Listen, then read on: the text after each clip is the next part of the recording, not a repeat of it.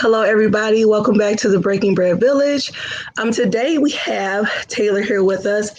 He is with Michigan Militia for Love.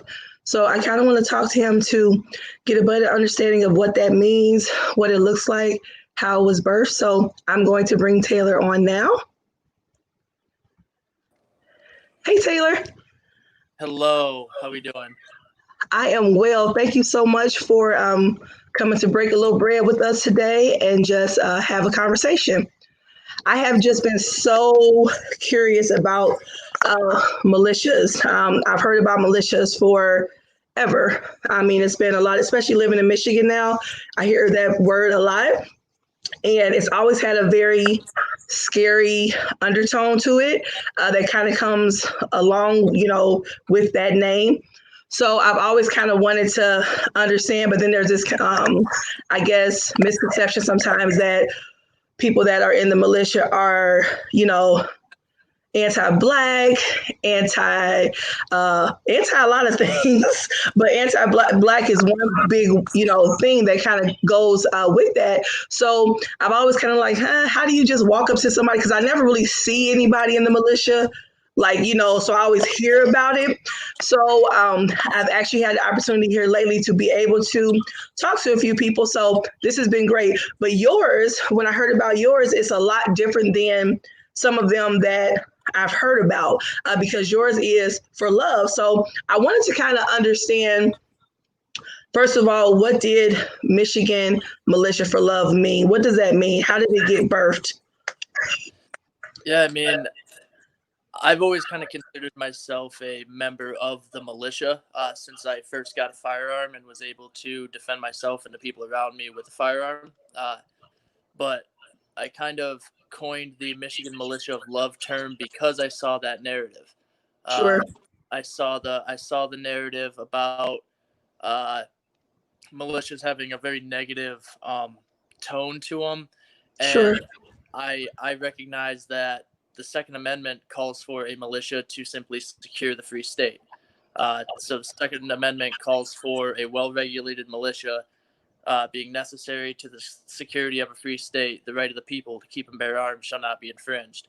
So I feel, as a member of the public that is willing to arm himself, it's my duty as an American to secure the free state for everybody, regardless of skin color, tone, race, religion, background, sexual orientation. It doesn't really matter. Sure. As long as somebody's rights are potentially in jeopardy, I want to protect and secure those rights for them, regardless of if I even agree with the individuals, let's say their First Amendment right. I may not agree with their cause. I may not agree with their opinions, but that doesn't change the fact that they have a right to be heard and a right to voice their opinion and the right to assemble and the right to hold a religion that they want to hold. So I'm willing to put my life on the line to secure that for them. Okay. So what I'm hearing is that it's beyond personal connection or even be. I mean, because what it sounds like when you said that you felt like you were a part of the militia since you had your first firearm. So does that mean that you can be a part of a quote unquote militia without being in a formal one? Is that how that works? Well, see, the Second Amendment doesn't really give us too much to go on. Okay. It was left vague enough in certain areas where we don't have an exact guideline constitutionally for what a militia has to be. Okay. So what I will say is a lot of the negative connotation around militia, especially in Michigan, came from a situation a few years back where there was a militia. The exact name escapes me at the moment, but it was rather, but it was a rather large militia, and they had a large enough militia to where it got about where some snakes in the grass were able to slither in and Like infiltrate? You mean like infiltrate? Is that what you're talking about? Or at least get into it without 100% proper vetting, if that makes sense. Yes. So maybe they they kind of express some personal opinions that are not exactly positive. Let's just put it that way. And because of that, word got around that Michigan militia, quote unquote, which there's no such thing as a Michigan militia. There's Okay. different there's different militias around Michigan, but there's no one all inclusive Michigan militia. Okay, I'm learning that because it always sounded like that. Right, and that's kind of the narrative that the press and the media kind of stapled to militia. And because of that negative connotation with Michigan militia, it kind of just blew up into militia is bad, militia is racist, militia is hateful, all the way up to militia is white nationalist, and militia is, Yes. so it got to a point where militia itself had a bad name, and as far as I'm concerned, militia is constitutionally protected for a good reason.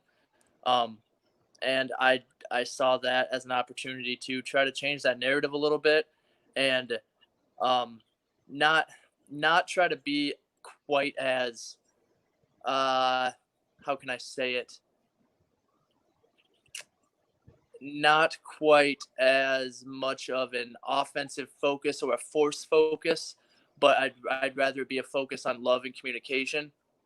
Like not as aggressive, because sometimes you see, and I'm saying aggressive, you don't have to say aggressive, because I'm just telling you from an outsider's perspective. Sometimes when you see, and I've never been to any rallies where the militia was there, but what you see on news channels or on videos, it always seems very aggressive, and I get that when people are protesting and fighting for your rights, it can get very emotional, so I understand that people can get a little bit higher with emotion, but it does seem very aggressive now when you add on to having firearms.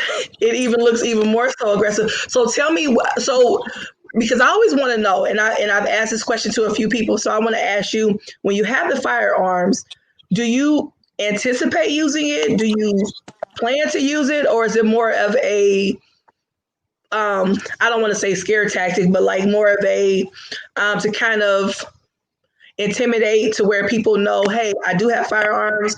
Explain it to me. Tell me what it means.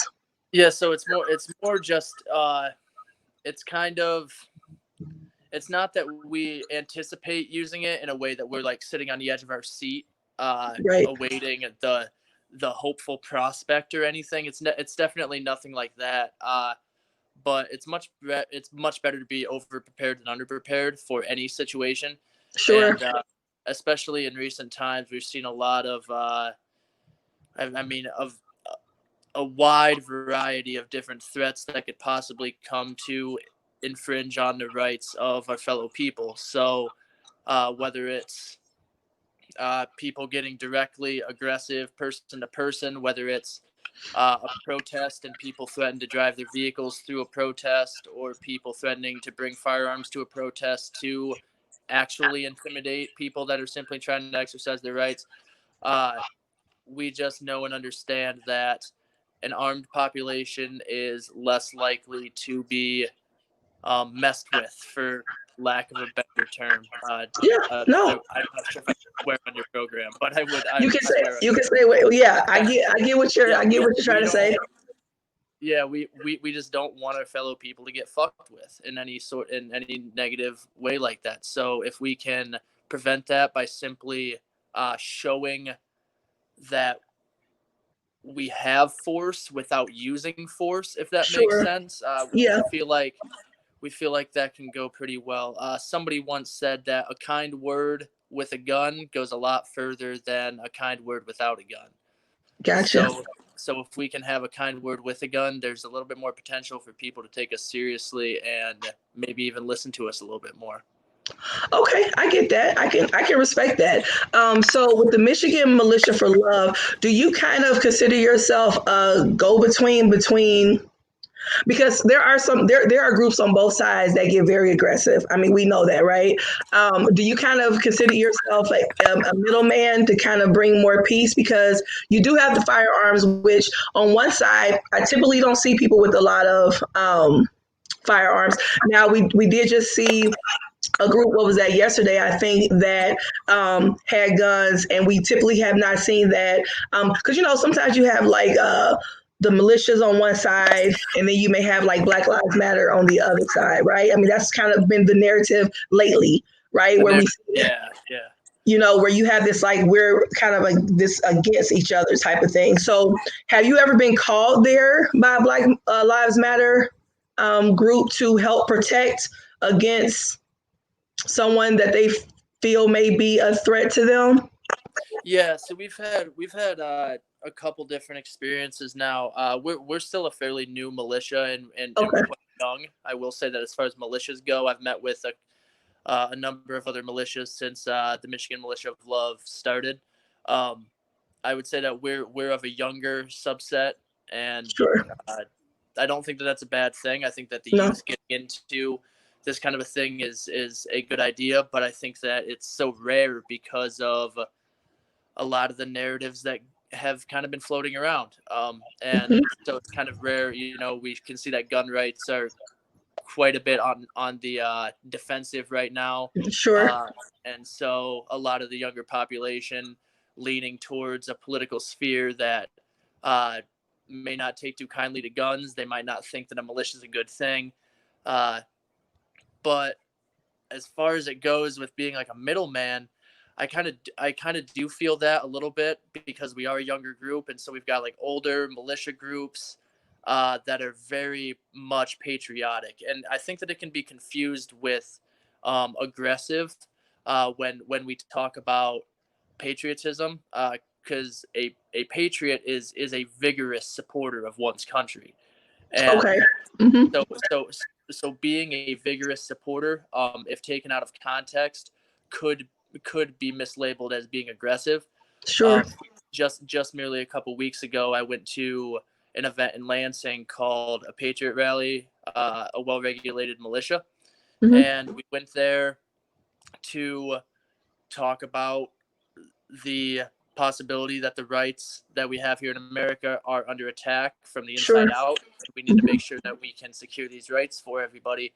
And some BLM-esque protesters showed up because they saw us there, and they I think I assumed, saw that. Yeah. yeah, and they assumed that we were against them. But the whole time that we were there and they were there, we tried to get them to stand with us and unite under our flag and try to like stand up with us and be proud Americans with us. Like we are here for you. We're here for everybody. But because that narrative, because the negative stereotype and that narrative is so deeply ingrained, Yeah. uh, it we weren't able to get through to that group as much as I'd like to think that we could have, and Hmm. some of the older, more seasoned militia members from other militias, they kind of knew that that was the case because they're kind of used to the narrative and they're used to Right. uh, fighting in vain to have that narrative change, and it's not working for them well enough. And I'm currently either young enough and naive enough to think that I can maybe make a change, Or hopeful, but hopeful enough. hopeful is a better word. I do like to think so. But at the same time, I saw that the Washington Post, a nationally accredited news outlet, labeled the Patriot Rally a well-regulated militia. The event that I was at, and tried to communicate with the BLM protesters, tried to show them love and show them compassion, and let them know that I am truly on their side, with their right to protest and their right to, like, that's so American. Like, please, like, Sure. understand that militia is not bad. The Washington Post made an article about us, calling us a right-wing death cult.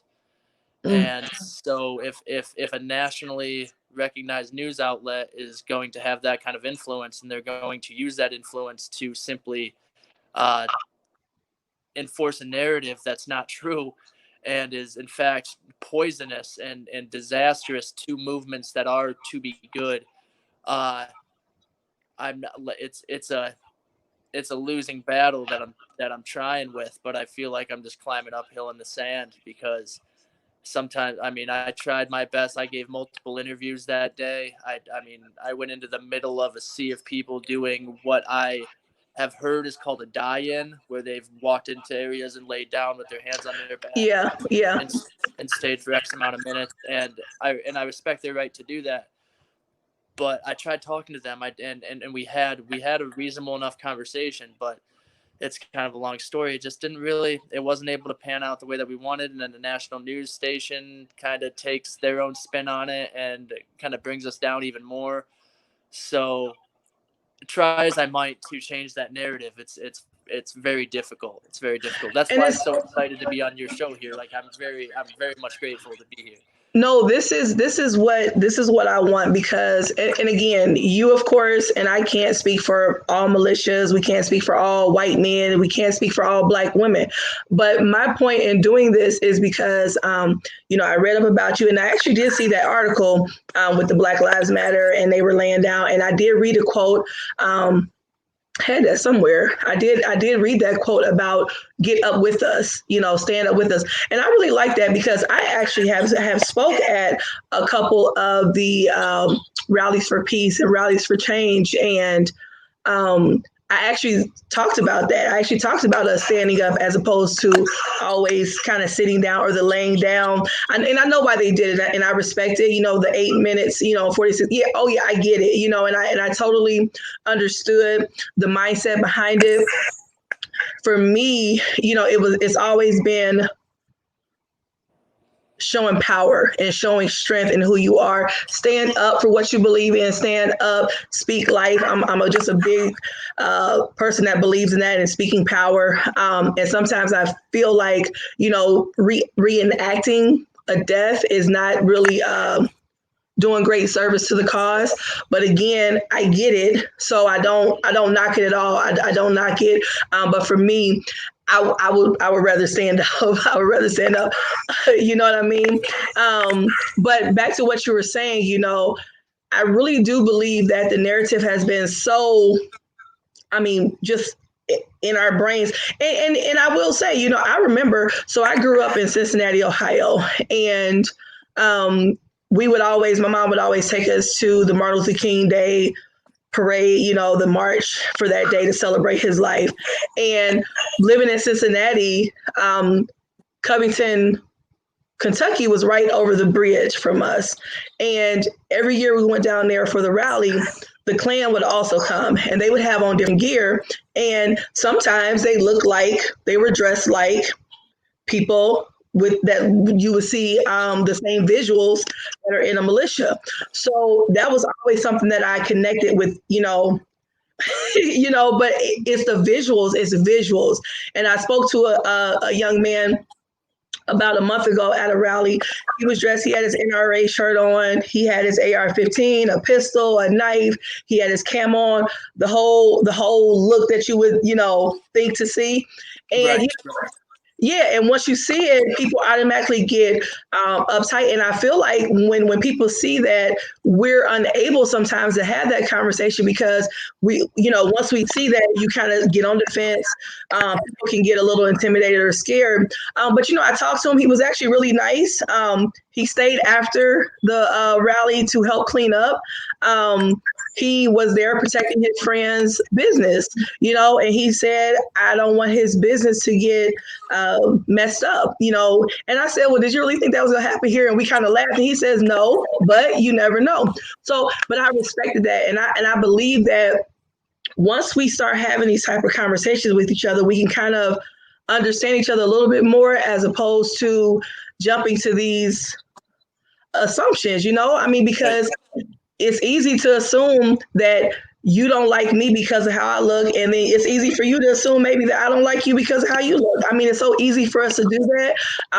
It's harder sometimes to have this conversation, but I think it's necessary. And it doesn't mean that people will become best friends, but it does mean that we can have a mutual respect And understand each other. Yes. Yeah. See, my I see that we need more what I want us to be in the world, but I'll start with the country and maybe even just the state and maybe just the city, but we need community. We need community, and we need unity.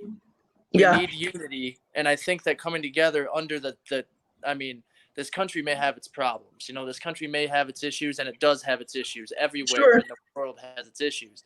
Hmm. But we are guaranteed rights in this country. Everybody truly is, especially nowadays. We've made so much progress with all the negativity that has happened in the past, and some of the negativity that does continue to happen. And I don't discredit that, but Right. we've got a lot of potential for greatness here in this country, and we need to come together as a community. We need to unify, and we need communication. Like Yeah. we need comms. We need to communicate with each other. We need to talk. We need Hmm. to try to understand each other and try not to judge each other so much. So like, yeah, I when I first started the Michigan Militia of Love, I was just a one-man militia. I decided I was gonna throw all my gear in my car and drive down to either Grand Rapids or down to Detroit, to pretty much one-man militia do everything by myself for some reason because I'm just insane. And I was You want gonna to save the world. and look, like, I'm not trying to be like a white knight, whatever type of, because I mean I got called all sorts of white privilege, this and that, and like get out of our city, and Oh, while you were trying to help? yeah, but like beyond that, like I wasn't. I don't have a savior complex. Like I don't have that. I've been told this, but I simply I'm just a proud patriot, and I know that I want my people to be able to exercise their rights freely and not have to worry about anything. So I didn't want any outside agitators coming in and messing up the Right, peaceful right. protests happening. I didn't want people from inside the protest to start burning down buildings, looting, and making a bad name for everybody else in the protest. Just a couple bad apples. I wanted to be able to calm that kind of a situation. I didn't want the police to just start shooting people with rubber bullets I and know. attacking innocent people. And I felt like having somebody there armed to stand out front and to make sure that nothing happened as much as one person could do. I just felt like that was kind of my duty. And a lot of people called me crazy. A lot of people called me stupid. A lot of people called me a lot of negative names because of Oh, whatever they might want to call me, because of whatever reason, because of my race, because of my background, because of where I'm from, whatever.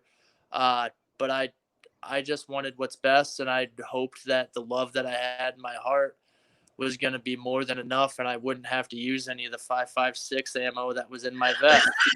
I just right, hoped that I wouldn't have to, you know, and right. like, and it turned out that that very first day, I was met with quite a lot of negativity for a little bit when I was by myself, because I was just a lone Hmm. white dude at a Black Lives Matter esque protest. And I can With see how that could have been misinterpreted.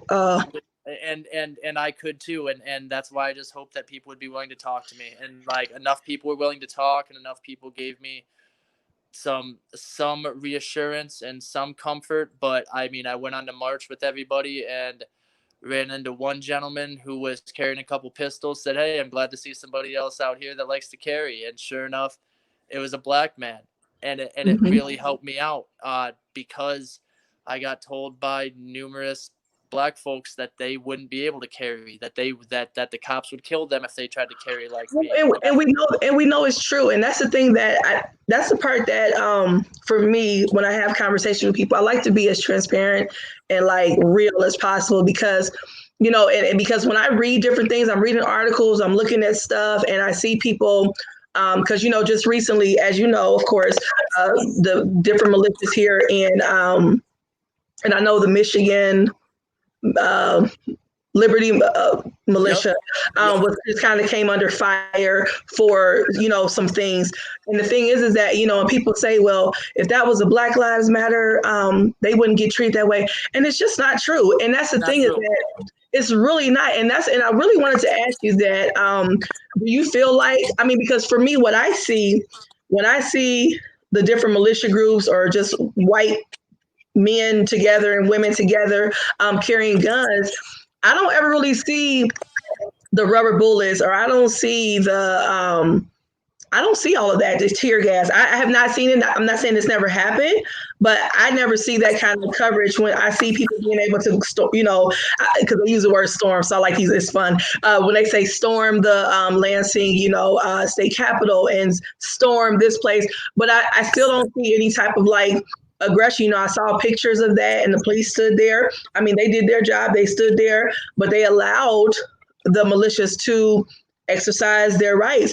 But I have seen in a lot of peaceful protests with people with no guns. Now, these are people with no guns, and they are Black Lives Matter protests that are met with a whole different aggression. I mean, do you agree with that? I mean, do you believe? I mean, do you agree with that? What I'm saying? To see, like I do on some levels and I don't on some. Explain to me. So like I know that the notorious quote unquote storming of the White House or the storming Yes. of the Capitol building, right?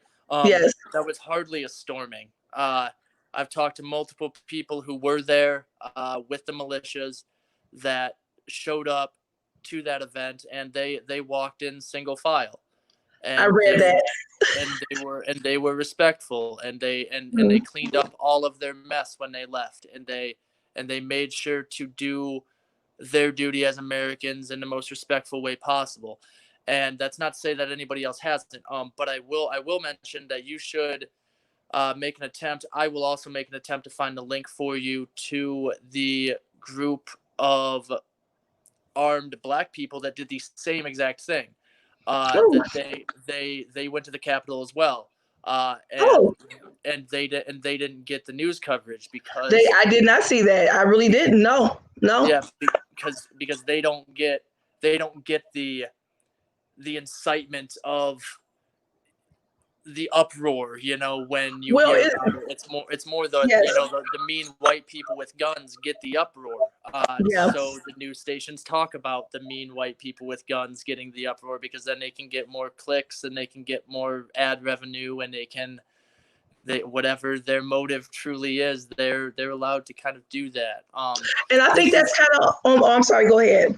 Oh, I was just gonna say, as this stuff kind of pans out a little bit, like I am trying to do my best to represent the Michigan Militia of Love, but I'm also myself too, so I have my own Sure. views and understandings of everything too. The Michigan Militia of Love is not politically affiliated. Sure. Okay. We're a constitutional militia of various cultural backgrounds that simply want to ensure the rights of all people, regardless of what their identity is in whatever way they want to classify themselves identity wise. So if there's anything that's like specific, it's hard for me to answer that for the group Sure. without it being a very boring interview and me just saying I can't speak for the entire group. I can't speak for the, I could Sure. just do that, but I'm trying to do my best to kind of balance it a bit. But you are going to get a little bit of my personal opinions in here. And I hope please do. okay. But don't think that my personal opinions are fully encompassing of the Michigan Militia Love. We all have various different biases. We all have various different understandings of the world and how it works. But we can still come together under a desire and a duty to uphold the rights of our fellow people. Which I totally respect, because that's what I always tell people, is that we have to find a common ground somewhere and then build from there. Like, all of us come from different backgrounds, experiences, traumas, hurts.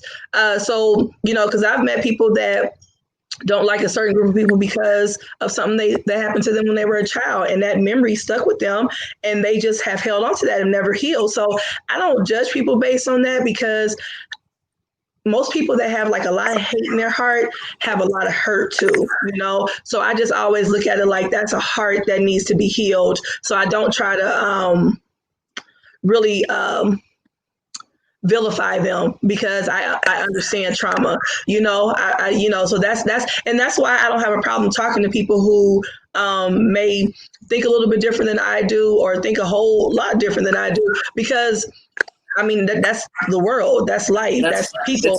It's great. Variety is the spice of life. If we all were the same, how boring would it truly be? If we were all just the same thinkers, the same Sure. beings. I mean, this would not be a very exciting life at all. So it's a good No, we're thing, not.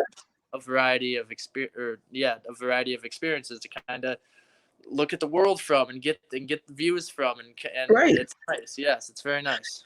And we can learn from each other. You know, your experiences are not my experiences. So, you know, talking with you and trying to understand this brings a little bit more clarity to me because no, I did not know that a group of Black armed men went there because no, I don't, I And mean, I'm women. not, and women, and I hate, I always say that, sorry. No, You no. know, but, you know, I did not know that. But again, no, that does not get news coverage.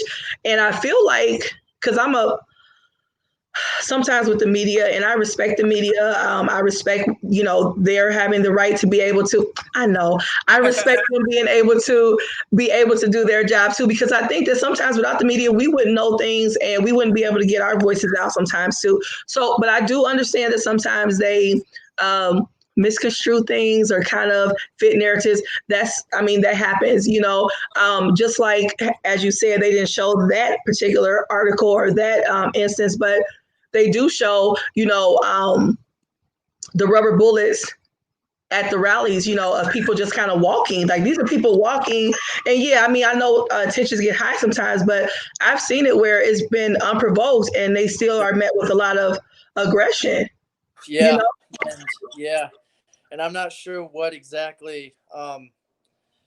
I'm not sure what the answer to that is. I I'm think it sure. fits a narrative. I really do. I think it fits a narrative. And I think that I really do believe a lot of times we are being kind of played against each other, you know?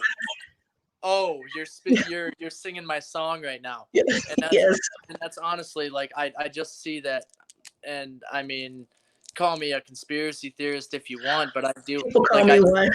see like I do see us breaking away from unity in this time, and it's really interesting to me because we've got we've got people that could be united under a common goal, which is really right now it's as far as I can tell it's government overreach and uh, a lack of police training and So you do it, agree? You do agree that police need to be trained a little bit more? Do you agree with that? I I on a personal level most certainly agree that police need to be trained more. I feel as though I can speak for the entirety of our group when I say that. We do have an understanding for the need for police reform at the very like broadest that I could put it. We all have different ideas for what that might look like, Oh, sure.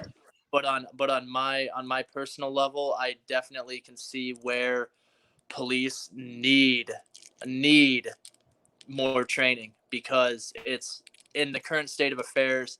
The lack of police training right now, it's just dangerous for everybody involved. It's dangerous for the police officers themselves. It's dangerous for the citizens that are supposed to be able to trust the police to keep them safe and uphold their rights.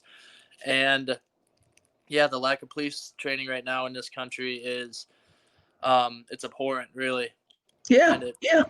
it's disappointing. So I Well, do. That's something that I found that I, on a personal level, like when I decided to go and help support these protests, it's not because I, on a personal level, agree with all of the demands of BLM as an organization. as an It's organization, thank you for saying that because I don't yeah, agree with all the demands of them as an organization, but but I do understand the and appreciate and agree with the sentiment Black Lives Matter. I do agree okay. with Okay.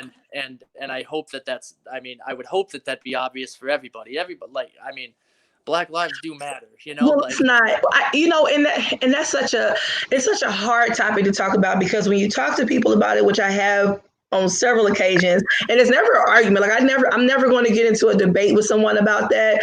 I will say that I've been really blessed to be able to talk to people and not get into that type of like you know an argument.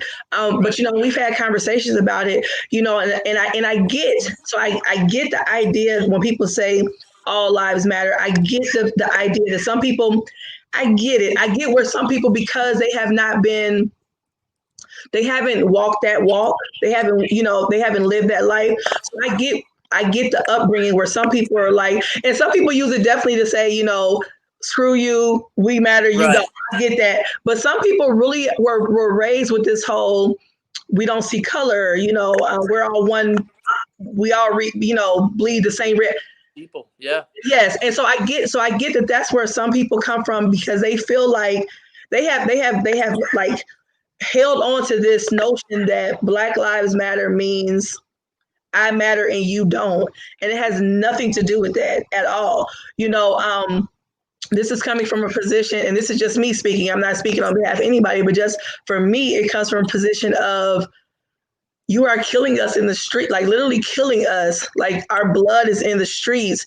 And until there's more of an outcry about it, like everybody should be, especially like you said, if you're, a believer in the sentiments and the foundations of this country, everybody that believes that should be just as outraged that anybody could just come up and do that and have no type of like consequence. I mean, I just think that way. So my point is that yes, I'm glad to hear you say that you also agree that the police need some help. And it's not even for me. It's not even like condemnation. It's just like a fact. It's a lot of people that get into that profession that I think aren't prepared or are very fearful. Because I've always heard that it's a saying that somebody that's afraid will shoot you quicker than somebody that's not. And sometimes go ahead. Yeah, it's often. I mean, I wrote during my undergrad. I wrote a number of papers about police reform, and Oh, okay. because I've been an advocate for police reform for close to 10 years now. Oh, okay. Since I was in high school and I got through my undergrad, I got my opportunities to write about topics that I wanted to write about, and I would often choose police reform because it was something that I truly believed in. Sure. And there, I mean, I tend to be of the understanding that police generally will go into that line of work for good, and they Mhm. genuinely want to help people most of the time. I don't know what the Sure. numbers exactly would be. That'd be Yeah. a hard thing to find, but I feel like most police officers go into that line of work for a good reason. But once they get in and they start learning how to be a cop, and they learn about the mindset that you have to have when you're a police officer. You always have to be in control of a situation. Always. You always have to use an assertive tone. You always have to be the authority figure.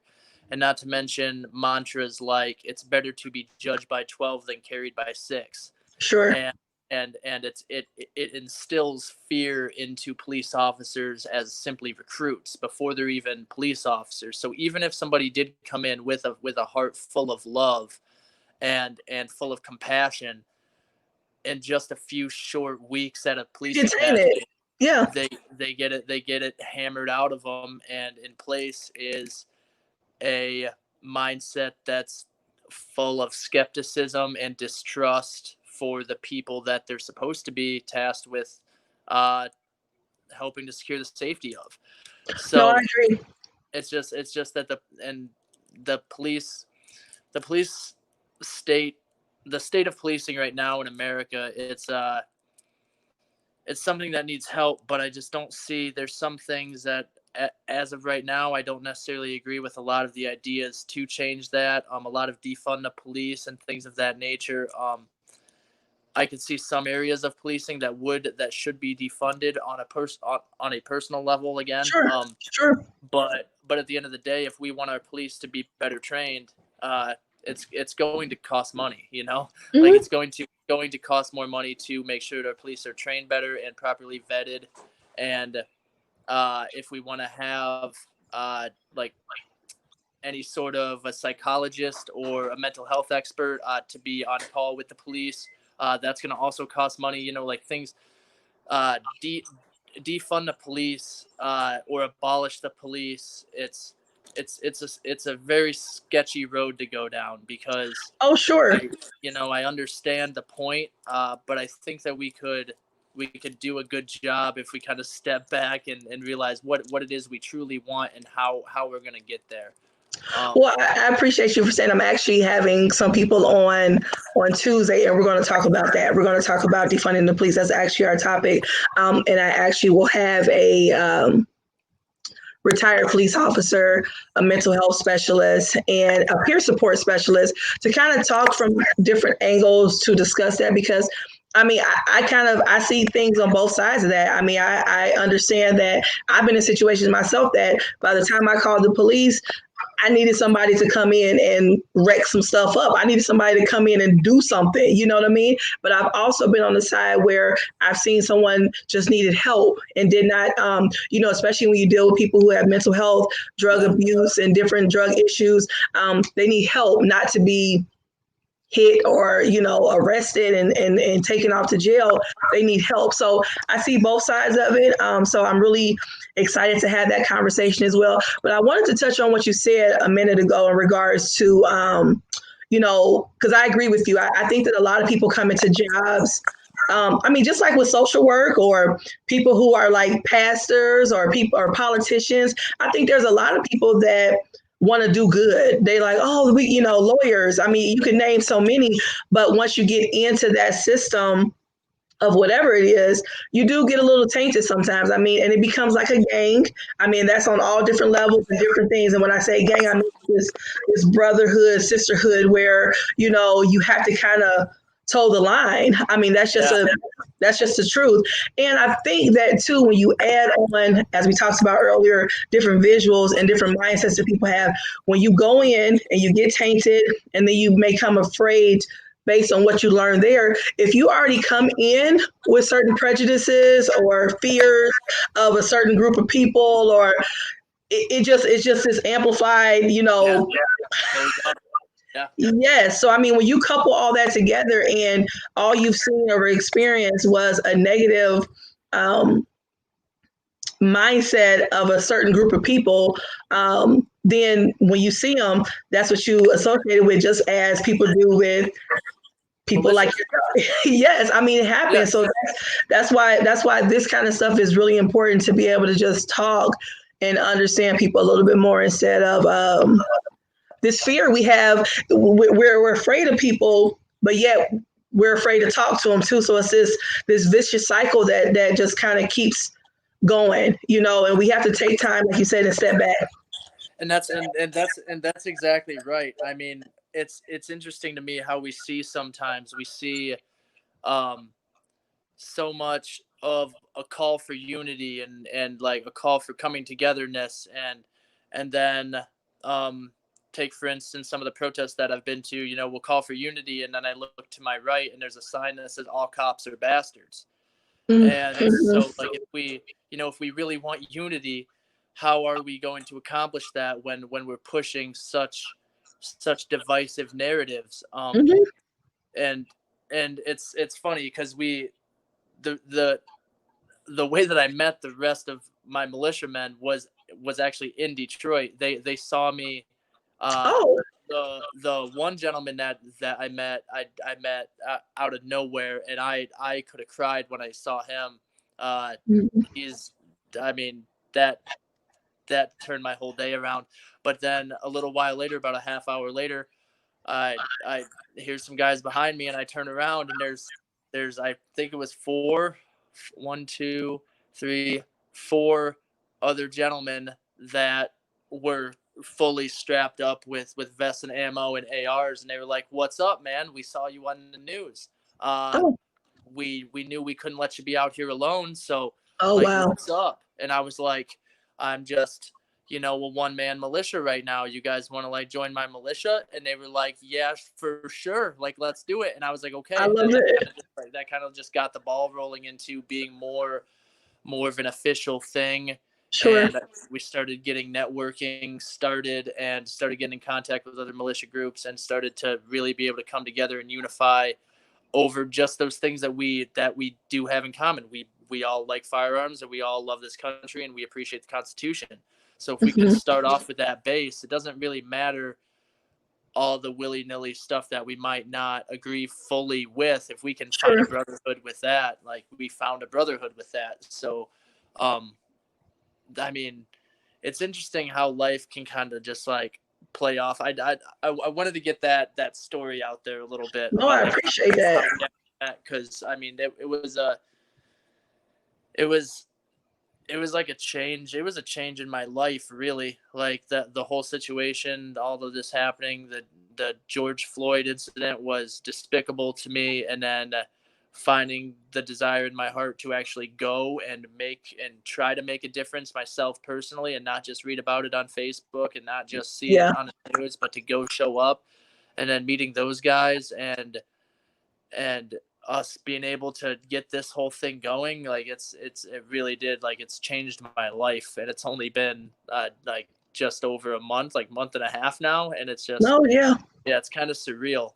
um but there's always going to be, it's always going to be things that we can't fully agree on. There's always going to be, I mean, the reason why we have tough decisions is because they're tough decisions. right, I mean, right, if all this stuff was simple, it would have already been done by now, you know. So if police reform was simple, it would already be done. If mental health uh, policy was more simple, it would have already been done. And it really disheartens me to see some things that could be changed not being changed because the wrong narrative is being pushed with them. Like sure, there's a problem with police handling mental health cases, and I could see that even in my small town that's majority white. hmm There's a gentleman that was shot not too long ago by the police. His mother called because he was threatening to commit suicide, mm. and the police showed up and ended up killing him. And Oh, oh and my he was goodness, white, and he was a yeah, white kid. You know what I yeah, mean? So like, I'm not saying that there's not a particular um I'm not saying that there's not a problem with policing in black neighborhoods and with black people, because there is. But like you said, this is a situation that we can all unite around and see that a change needs to be made. It doesn't matter what color you are. It doesn't matter what creed you subscribe to. It doesn't matter. Um, we can all come together on this, and if we really look at the numbers, if we look at what's going on and has been going on in America with policing, it truly does affect everybody. And there's going to be different levels of that effect in different sure, areas for different reasons. There's going to be, but we can come together and try to make a difference regardless of what color we are or what we believe. Like, we can make a difference as long as we can find something that we agree on. And police reform, I think everybody should be able to agree on that. Now, defund the police, who knows? Abolish the police, I don't think that's a great idea, you I know? don't, and I don't think that'll. I mean, that won't ever happen. But No, no, yeah, but I mean, I mean, yes, and I agree with you. I totally agree with you in regards to defund police, of course, in the way of I like to say put the money different places, and yeah, like not all of it taken from them. So I think the wording is terrible. I think the way they said it is terrible, because that goes into a whole different narrative, and people have jumped yes. on that and held on to it and won't let it go. So some people's minds are made up just by that word alone. Um, but like you said, in regards to your group, I think that's beautiful because it's right. You're right in regards to everybody won't think the same way. Everybody won't believe in everything 100%. I mean, that's life.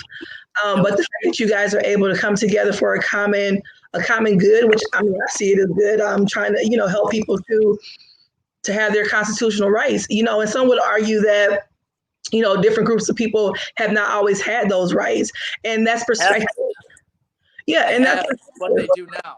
But they do now, you know, yeah. and like that's what we've got to take charge of that. We've got to And I make agree with you, and I firmly believe that if people came together more on a united front on different levels, um, people will be really scared of that.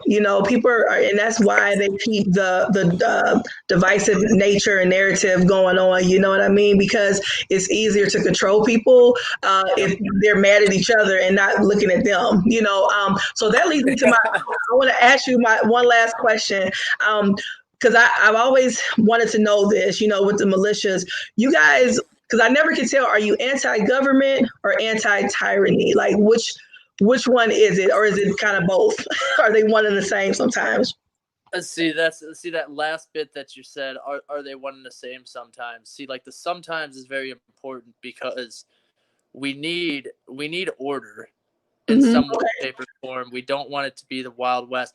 And like that, you reminded me of where I was going with. I'm not a conspiracy theorist type of a guy. You know what I mean? Like, you might call me that. People might call me that. But like, you are right in saying a divided people are an easily controlled people, and we like divided we fall, united we stand. If we but the powers that be, whatever they might be, they Whoever understand they may that. be, whatever They, they may be. yeah, they understand that, and so their goal to divide us is a standing goal for them. So, as far as like as a militia is anti-tyranny. That's what the Second Amendment calls for, is the security of a free state. And I mean, when they like the founding fathers didn't even want to write down the Bill of Rights. They didn't even the first 10 amendments. They didn't want to write those, uh, because they thought people would never forget them. Like the Bill of Rights was supposed to be, and it still is, their rights granted to us by God. They are rights granted to us at birth. We always have them. So they kind of felt to write them down was kind of silly, because like who's gonna forget their God-given rights to speech Mm. and assembly, and who's gonna forget their God-given rights to have, arms and to take up arms if ever freedom is threatened. Who's ever going to forget that they don't need to let the government sleep in their house if they don't want to sleep? They don't want them sleeping in their house, but they decided through some negotiation and some convincing that we do need to write these down because people might forget them, and we have to write them down. So they wrote them down, and the Revolutionary War was fought to escape tyranny. It was fought to get rid of the hold that England had on the colonists here in America, where all of the taxes and wealth were not being used to represent the people here in the American, colonies very well. So they decided, screw you guys, screw all your tea, we're going to dump it overboard. And like, we're starting our own damn country. And if you don't like it, That was a protest. which was a protest, and Yeah, and they did have firearms, and they did destroy some property. They yeah, did. yeah, They yeah. made they made sure that it was the property of the government, and they were trying to take away the government's tax dollars. Hmm. So they weren't just randomly Right. burning down targets. They weren't randomly burning down local businesses. They Which really stuck it. I have my own thoughts on that too. I don't always think that the Same. people that are doing that are the people that are there for the protest. I think that that's a whole nother, but that's a whole nother That's another conversation. episode. That's another episode, Yeah, really. I'd yeah. love to talk to you again too. Which I But think yeah, is no, again a part of that divisive nature. But go ahead. right, fair. But we like, I don't think that either. Like, I've been there. Like Detroit was so damn peaceful. And how much news coverage did Detroit get? Exactly. Well, there's still protests going on right now, and a lot of them have not gotten coverage because there's no None. riots or looting. So it's like No violence. so yeah, Nothing. it doesn't fit the narrative. So we understand It's that, and I bullshit. think that yes, and I think that the more people understand that and just sit back and think before responding in such an emotional way, we would get along a lot better. I think, and like I said, I've never asked anybody to be best friends, right? But I think that there is space to have mature, respectful conversation, and you both can leave all whole and well, and in peace. There's no need to have the friction at times but a lot of it comes from this stuff that's dumped into us. We watch all this stuff, we read all this stuff, we hear stuff, and we never even talk to the person or the entity that is about. You know what I mean? And then Right. we have this mindset about them, and it's like, well, no, this person isn't like that, but we don't get to see that because we never had these kind of conversations. So I really, really do appreciate you for taking this time. I really do. This is really nice because it just kind of helps to dispel some myths that people have. And again, do I believe that there are? Oh, go ahead, please. I just want to finish a thought because I No, didn't say really get it. through it, and I don't want it to get taken out of context. Like the whole No, anti-tyranny / anti-government. What is militia? Like sure. militia is anti-tyranny. Now, like Okay. that's like militia. It's hard to tell what, because like we kind of talked about who is militia. Do they just decide that they are militia because they have a, Right. you know, it's hard. So that's why like militias are doing like patches. They're specifically trying to make themselves official and be as well regulated as they can. Okay. But as far as who they're against, militias just like militia is against anybody threatening the rights of others. Like honestly, I would go out as militia to do anything to preserve anybody's rights to life, liberty, and the pursuit of happiness. If there was an Amber Alert in my area, I would contact the police and see if they needed any help to find this missing person. I would put my gear on and help to find said missing person, because that person is under threat of tyranny from another person. They're having their rights infringed upon them through, especially through violent force, you know. Right. But then also I do want to show up and make sure that, you know, our governor knows and understands that the people, you know, are wanting, like we want something better to be done about whatever situation, whether it's police reform, whether it's the way that the lockdown's being handled, whether it's you know, medical rights, you know, any sort of like schooling, whatever it might be. Right. We want the best for everybody, and we're not particularly against anybody individually. Or anything as a whole, like the government. You know, we are against tyranny. We are against anti-freedom. Like we want freedom for everybody, and we want liberty for all. And that's really our goal. However that manifests might be different for different people and for different Sure. groups, for different Different groups. mindsets. But at the end of the day, we can all come together under the flag of the United States of America, and we can fight for the rights of our fellow people. And it is a very emotional thing. It's a tough pizza to cut, really, because we don't really, we're just trying our best. Everybody's trying our best, and Yeah. sometimes our emotions as human beings, sometimes they get in the way. Sometimes people are more cool-headed, sometimes people are more hot-headed, sometimes people are more ready to get up and fight for justice, and some people want to really like converse about justice, you know. Like people have, I mean, in the civil rights movement, people had many different ways and avenues that they wanted to get done what they wanted to get done, but at the end of the day, they were all able to kind of It was exercise. going to the same goal. It Same was going goal. towards the same goal. Hopefully, you know, hopefully it Yeah. truly was.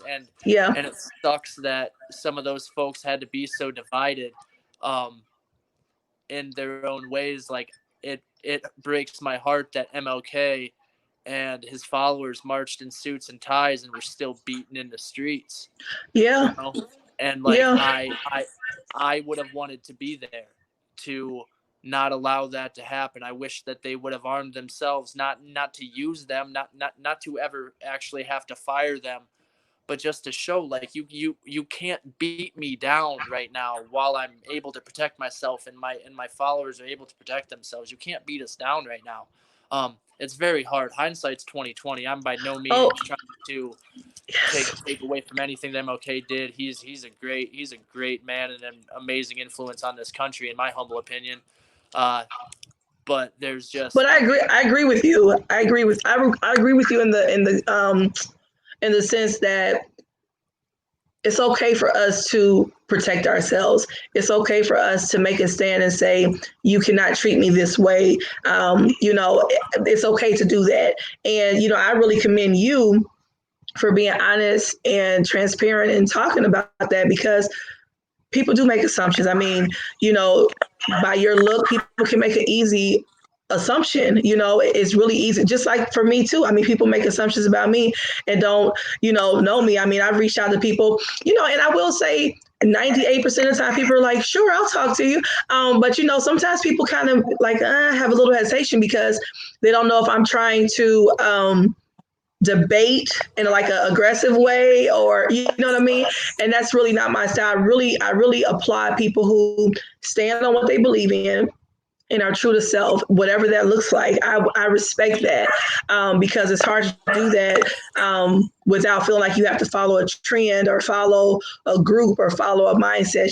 So I do applaud you also for wanting to defend the rights of all people. And I mean, that's a lot, because there's a lot of people who sit right on the couch and complain about what people are doing and don't do anything. So I appreciate the fact that you saw a need, what you felt was a need, and did something about it. So I mean, that says a lot. As much as I could, anyway. Yeah. Well, that's all we can do, is as much as we can. That's Yeah, all we you're not can do. kidding. I'm slowly learning that. Yeah. And we're not going to be able to please everybody either. I'm learning that too. You can't No. please everybody, No. and all we can do is our best and just hope that. I mean, we've been showing up in Detroit since that first day.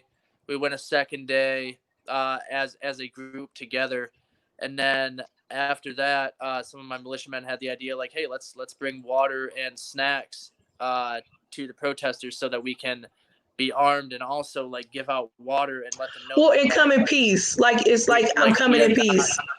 We are not just a bunch of majority white guys with guns. Like we are people with guns, but we are here to help you. Like, here, have some ice cold water, have a Nutrigrain bar, like please have some. Have a Nutrigrain bar, yeah, right? That's it. We really just want people to know and understand a lot of things, and one of them is that their rights are protected and should be protected, and another one is that everybody has the same rights as American citizens to keep and bear arms and to protect themselves, and like we shouldn't be scared of those rights. The media's made us scared of those rights, and that's disheartening for me. Yeah. Especially the Second Amendment, because the Second Amendment is in place to protect all of the rest of our amendments. It's there as protection for 1A. It's there as protection for 3A and 4A and 5A. It's there to make sure that we stay secured in a free state. And and that's one of the things that we want to do as a militia, is also to be 2A activists at the same time that we are also providing protection. If anybody wants to come talk to us, we are more than happy to talk to them and talk with them about what we're doing, what their rights are. We've educated a lot of people over, like, are you guys really allowed to carry those? Like, yep. Are they locked? Like, are those loaded? Like, yes, of course they're loaded. Like of course they're loaded. Right. You don't want to carry around an empty gun. That's very dangerous to carry around an empty gun, really. You're looking for the thing to get stolen. Yes. And then a bad person would have your gun once they get some ammo. Then it's all bets are off at that point. So, like, right. To be able to educate our fellow people on their rights while simultaneously protecting and serving those people to ensure that they're able to exercise the rights that they are comfortable with exercising right now. Like, it's a great experience, despite some of the negative backlash that we do get sometimes. It's okay. And it's just a great thing. I really like what we're doing. I'm really proud of the Michigan Militia of Love. I'm really proud of these guys. They're incredible people. We all come from different backgrounds, and yet we're still all able to come together and try to work towards a common goal that is truly good and full of love. And it's awesome to me. It's awesome. Well, I find that amazing, and I really am. I'm thankful that you were able to take the time to come here, because I don't know, I just think this is very important, and doesn't mean people are going to run out and join militias, or it doesn't mean that people are going to, but the point is that when they see a person, the whole point of it all, having these conversations, is that when we see people, we don't jump to these assumptions about them and make these mindsets and these ways of thinking about them without even knowing their name or talking to them or even really barely looking at them. You know, sometimes we see people when we just say, "Oh, this person is like that," and dismiss them or fear them or hate them, or it's really It's unfortunate because almost of, it's almost like racism and bigotry and prejudice, isn't it? You know, it's the same. It goes this all goes both ways, you know, and we all can do better. Like we we all have all prejudices. Yes, we do. We do. We really do all have prejudices. And I mean, and if we can really admit that, I think we will really grow as a people. That we all have some type of prejudices that are kind of learned over time, and that's yes. why it's our responsibility to deal with that and unlearn some things. And this is how it starts: is talking to people because you know and I've never met a stranger, so I've always talked to people, all different type of people, ever since I was little, and it's really interesting what you learn about people when you just have, you know, a 5-10 minute conversation and you realize, oh wow, we have this in common, or oh wow, you know, we have that in common, and you realize that, well, maybe I'm not that much different in this regard. You know, of course we all have our baggage or our different things that impact us, you know, culturally, religiously, different communities. I mean, it's just the reality of it. But I do believe that we do have things in common sometimes, that we miss out on by I not agree. having these conversations. So again, I really do appreciate you. I mean, this was really nice, and I want to make sure that people know that this is Michigan Militia of Love, and you guys have a page on Facebook, right? You said, Yes, yep, ma'am. and people can look there. And that's what the logo looks like. I'm going to actually put that up on the thumbnail of this as well, so people can see it, and so they'll recognize it. And then hopefully, you know, when people see you out, they'll realize that you're there for the good of all people, and you're not ready to just shoot some stuff up. You want to actually help people. As People, much as we can do to avoid that circumstance, really, as much as we can do to avoid that, we will. We truly exactly. will. I'm joking because I know people No, I got automatically you. assume that when they see it, but no, seriously, I really do appreciate you for taking the time, and I wish you a good night, and I wish you all the best. And I hope that the more you go around to some places, that people will receive you a little bit better. But you know, when you go out to those circumstances, sometimes you have to have some tough skin because it's a high emotion level situation. And sometimes people, if you met them the day before, they may have never even acted that way. But in that particular situation, sometimes different things come out. So If I could unfortunately, give, if I like, I want to say thank you for having me on. I'm really stoked that you got a hold of me. Your interview that you did with Will, I haven't seen it yet with William Highstead. oh yeah, I haven't seen that yet. I will watch that. Shout out to Will. He's a great dude. We we went down to Detroit together my first day. We got separated. It was a bum deal. He helped me out. His mother helped me out. Shout out to those two. I love the both of them. Shout out to Juan. Shout out to Carl. Shout out to Audie. Shout out to Chase, Jesse, Alex. Like, shout out to all you guys. I really appreciate everything. I really like what we're doing with Michigan Militia of Love. I really like what we could potentially take this thing to, wherever it might lead. Who knows? But I know that we're doing it with the right intentions and with love in our yes, hearts. And if we can, if we can do it, if we can do it on this track, and we can keep ourselves focused on goodness, I think that we're going to do great, and you as well. Like, I really enjoyed this conversation. I love what you awesome, got going on. I love your mindset. The open-mindedness is great. It is good to be it is good to hold true to our beliefs, but it's also good to be open-minded about others and open-minded to our ability to also change our beliefs too. Because I mean, yeah, life is a learning oh yeah, process, you know. yeah, And yeah. like, I'm, You made, I'm always yeah, thankful to have conversations like this. I'm always happy to learn. I'm always happy to get other perspectives as much as I possibly can. So, thank you very much for having me and letting me represent Michigan Militia of Love on your platform. Yes, no, no, no, no. I appreciate it. And yes, I too am open to change. And it's some things that you do stand firm on, but even with that, you still can understand the other perspective, even if you don't necessarily agree with it. You know what I mean? It's about understanding, because when we understand each other, then we can have a little empathy. And I think when we have empathy, we can show each other a little grace. And that's what it's all about. So it's all about to me. So again, thank you so much. And I'm glad you got to shout out your people. And yeah, no, no, you guys keep doing what you're doing. I respect it. And you have a great evening. Hey, you too. Thank you All very right. much for having me. Much love. You Be safe, too. stay dangerous. All right. All right. Thanks. Take care. Thank you. Bye. Bye. Well, that is the end to another conversation on the Breaking Bread Village. Really nice, really enlightening to be able to talk to Taylor, for him to explain a little bit more about what his militia group does. And it does give a different spin to some of the narratives that are put out about different groups that title themselves militia. So again, I appreciate him for being on.